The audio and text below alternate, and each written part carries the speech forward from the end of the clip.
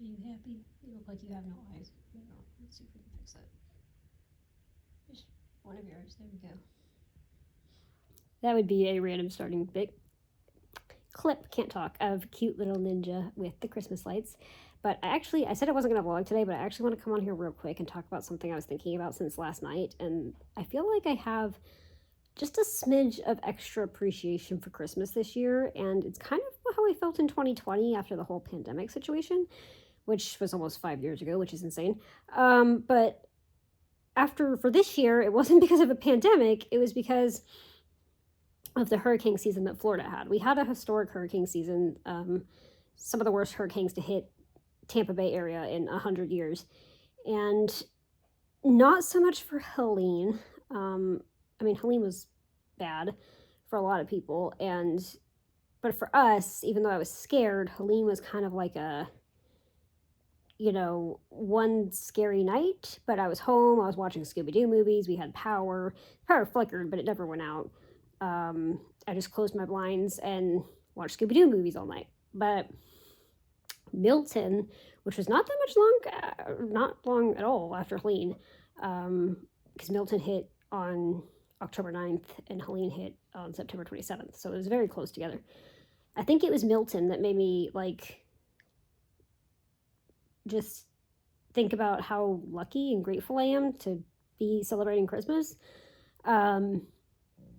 I remember because we evacuated from Milton to a high school nearby, and I vlogged about it some, but I was saving my battery. But I remember the moments leading up to evacuation was just kind of like chaos, finding where to go because it was the first time we've ever evacuated, and like packing up the animals, making sure we had the stuff for them, taking the animals to the vet to make sure that we could show their certificates that they were healthy, and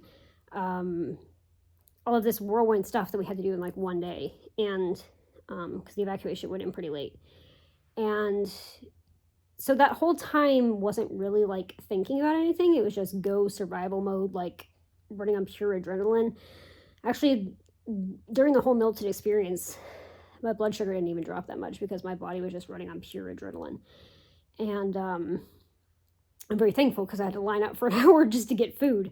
But I do remember this one moment in that chaos when we were driving away and seeing everybody else driving away as well, and looking at the apartment. And I kind of half made a joke like, bye house, still be standing when we come back. But it was actually this realization of, is there going to be a house standing when we come back? And then as we got to the shelter, we were busy.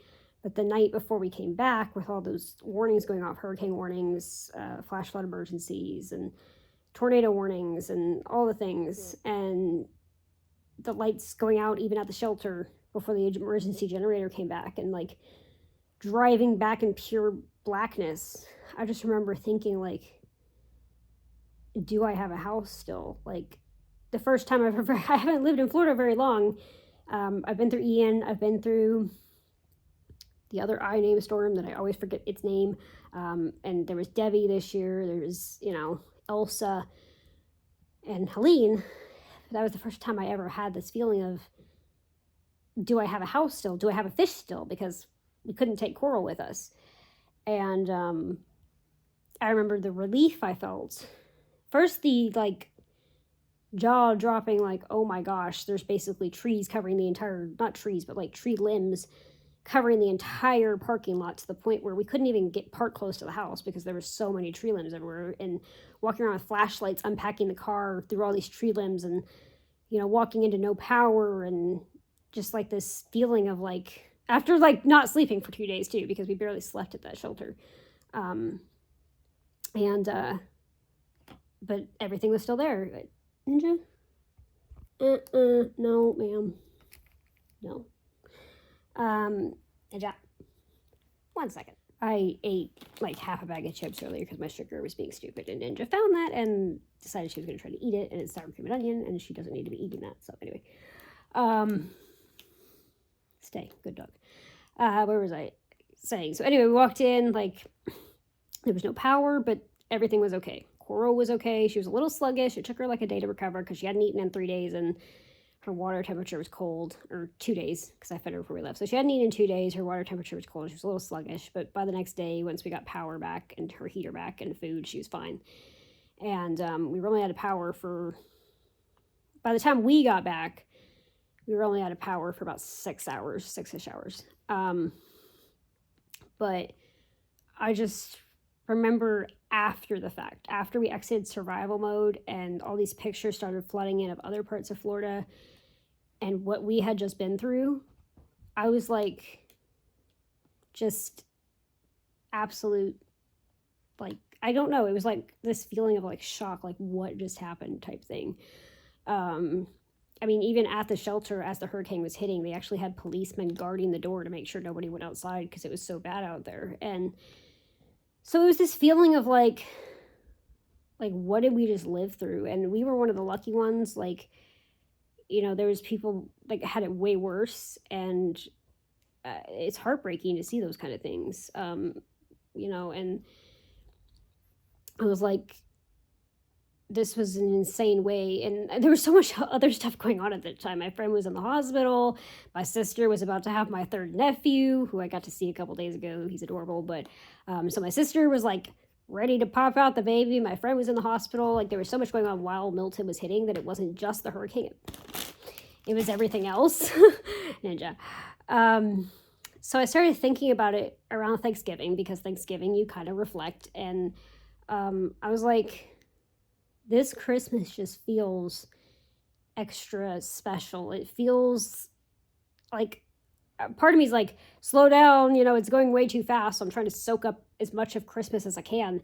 But the other part of me is like, this is a special Christmas because I get to see it. We get to have our house to decorate. We get to walk around our neighborhood that's still standing, and all our pets and everybody I love was okay. And so, yeah, it's kind of been a reflective Christmas, you know, like,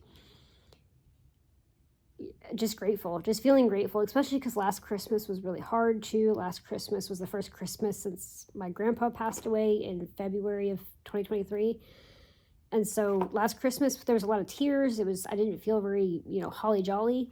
And I think this Christmas, I feel like grateful for a lot of things, but especially grateful that, like, we have our house and everybody I love is here to partake in that. And I don't think after Milton, I don't think that's something that I'm going to take for granted. At least, you know, like, hurricanes hit, and, you know, I've been scared of them, but I've never been like thought about it in that perspective until now, that we're very lucky to be able to celebrate this Christmas. So I'm just feeling very thankful.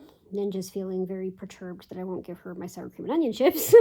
And yeah, I just want to share those thoughts with you guys. And gonna enjoy the rest of the night. My sugar's been kind of stupid, but gonna enjoy the rest of the night. Gonna soak up Christmas lights while we can, because it's December 2nd and it's gonna fly by. So I'm soaking up every moment. I've already wrapped 11 presents, 12 presents, somewhere around there.